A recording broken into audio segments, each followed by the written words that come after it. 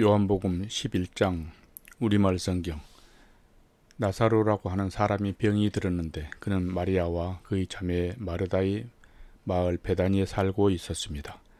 이 마리아는 예수께 향유를 붓고 자기 머리털로 예수의 발을 닦아드린 여인인데 그 오빠 나사로가 병이 든 것입니다. 그래서 두 자매는 사람을 예수께 보내어 말했습니다. 주여, 주께서 사랑하시는 사람이 병이 들었습니다. 예수께서는 이 말을 듣고 말씀하셨습니다.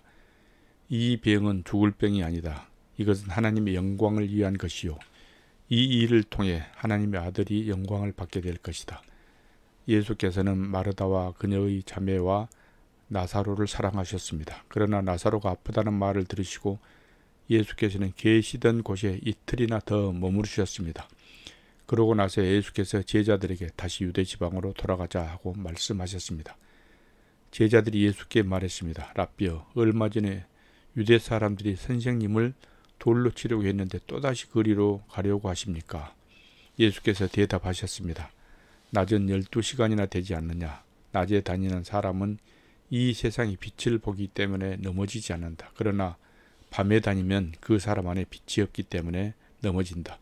예수께서 이 말씀을 하신 뒤에 그들에게 말씀하셨습니다. 우리 친구 나사로는 잠이 들었다. 그러나 이제 내가 가서 그를 깨우겠다. 예수의 제자들이 대답했으며 주여, 잠들었다면 낫게 될 것입니다. 예수께서는 나사로의 죽음을 가리켜 말씀하신 것인데 제자들은 말 그대로 잠들었다고 생각한 것입니다.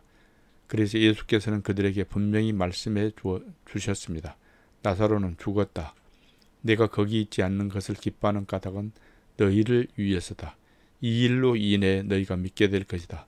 이제 나사로에게로 가자. 그러자 디두모라고 하는 도마가 다른 제자들에게 말했습니다. 우리도 주와 함께 죽으러 가자.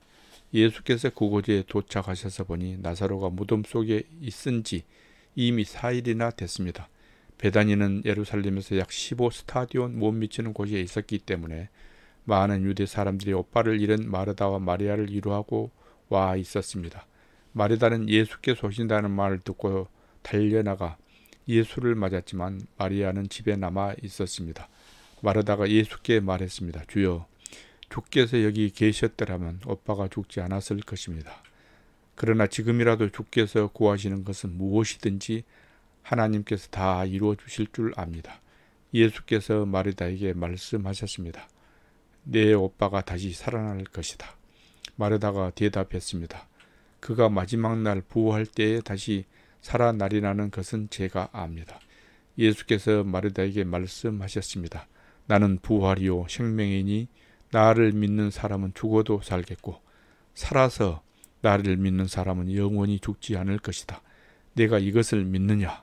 마르다가 예수께 말했습니다. 네, 주여, 주는 세상에 오실 그리스도시며 하나님의 아들이심을 제가 믿습니다. 마르다는 이 말을 하고 나서 돌아가 자기 동생 마리아를 불러 가만히 말했습니다. 선생님이 여기 와 계시는데 너를 부르시오.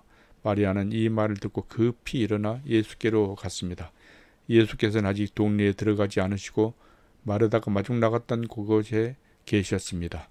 마리아와 함께 집안에 있으면서 그녀를 이루하던 유대 사람들은 마리아가 벌떡 일어나 나가는 것을 보고 통곡하러 무덤에 가는 줄 알고 따라 나섰습니다. 마리아는 예수께서 계신 곳에 이르러 예수를 보자 그 발 앞에 엎드려 말했습니다. 주여, 주께서 여기 계셨더라면 저희 오빠는 죽지 않았을 것입니다.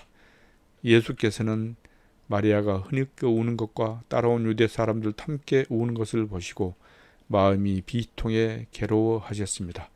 예수께서 말씀하셨습니다. 나사로를 어디에 두었느냐? 그들이 대답했습니다. 주여, 와서 보십시오.